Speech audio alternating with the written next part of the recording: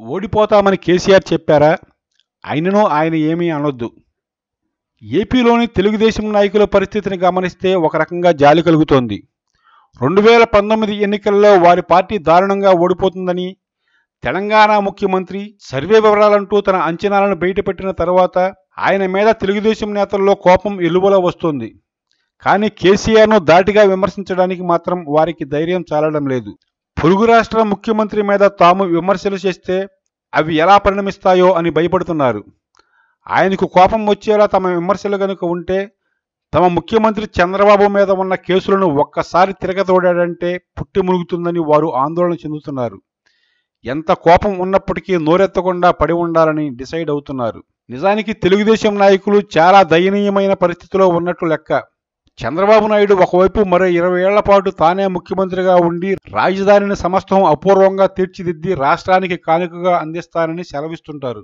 అదే సమయంలో లోకేష్ లాంటి వాళ్లు కూడా చంద్రబాబు నాయుడు ఇంకా ఎన్ని దశాబ్దాలు పాలించబోతున్నారో తమకు తోచినట్లు సెలవిస్తుంటారు.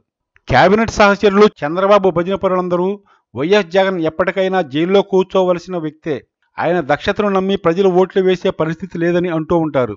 వారు తమ తెలుగుదేశం పరిస్థితి దివ్యంగా ఉందని ప్రజల్ని నమ్మించడానికి ఇన్ని రకాలుగా పాట్లు పడుతూ ఉంటే, ఇటువైపు తెలంగాణ ముఖ్యమంత్రి కేసీఆర్ చాలా సింపుల్గా తెలుగుదేశం ఓటమి ఖాయం అని చెప్పేశారు.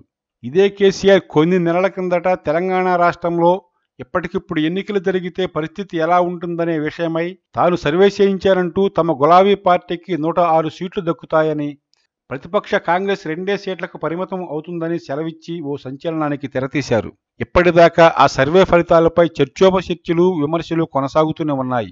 ఇప్పుడు తాను చేయించిన సర్వే అని చెప్పకుండానే ఓ మిత్రుడు చెప్పిన వివరాలు అని ఉటంకిస్తూ ఏపీలో తెలుగుదేశం ఓటమిని కేసీఆర్ నిర్దేశించారు. దీనిపై ఆయన మీద ఆవేశం మిన్నంటుతున్నా ఓటుకు నోటు కేసులో తెలంగాణ పోలీసు శాఖ వద్ద తమ అధినాయకుడి భవిష్యత్తు చిక్కుపడిపోయి ఉన్నందున మౌనం పాటించడమే ఉత్తమం అని తెలుగుదేశం నాయకులు అనుకుంటున్నారట. చంద్రబాబు కేసులు అనేవి తెలంగాణ సర్కారు దయాదాక్షిణ్యాలపై ఆధారపడి ఉంటాయి కనుక తాము కేసీఆర్ను తిట్టకుండా ఉంటే మేలని భావిస్తున్నారట. అందుకే కేసీఆర్ పక్క రాష్ట్ర రాజకీయాల్లో జోక్యం చేసుకుని ఎలాంటి వ్యాఖ్యలు చేసినా తెలుగు తమ్ముళ్ళు గమ్మున ఉండిపోతున్నారు.